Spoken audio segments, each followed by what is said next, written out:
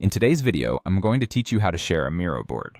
Miro is a fantastic tool for collaborative work, offering a virtual space that teams can use for brainstorming and planning. Sharing your Miro board effectively allows others to join in and contribute, making it a vital skill for maximizing your productivity and collaboration. First, let's dive into opening your Miro board. Once you've logged into your Miro account, navigate to the dashboard where all your boards are displayed. Here you want to find the specific board you'd like to share. Click on it, and it will open up in a new window, showcasing the canvas you're working on.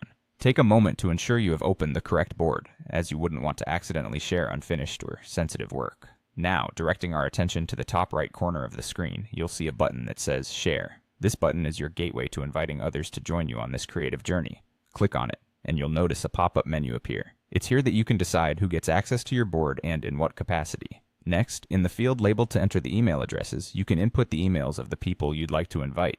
Make sure you've got their email addresses correct to avoid any mix-ups. Alternatively, if you'd prefer a more open approach, you can choose to share with anyone with the link. This option is especially useful if you're working with a larger team or with people who may not all have Miro accounts. Selecting this will give you a link that can be shared freely. With the invitations or the link in place, it's crucial to decide what kind of access you'd like to grant. You have several options here: Can View, Can Comment, and Can Edit. If you choose Can View, it's read-only mode for your participants. They can see everything but cannot interact with the elements on the board. This is perfect for presentations or when you want feedback without any alterations being made.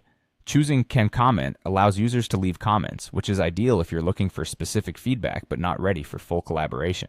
Finally, by selecting Can Edit, you give others the freedom to modify the board, collaborate in real time, and contribute directly to your project. Once you've made your choice, it's time to send those invitations. If you've added email addresses, you simply click Send Invitations. For the shareable link option, click on Copy Board Link.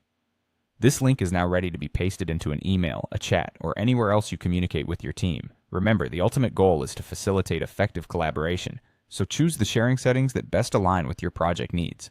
And that's it. You've now successfully shared your Miro board, inviting others to join in on your creative endeavors.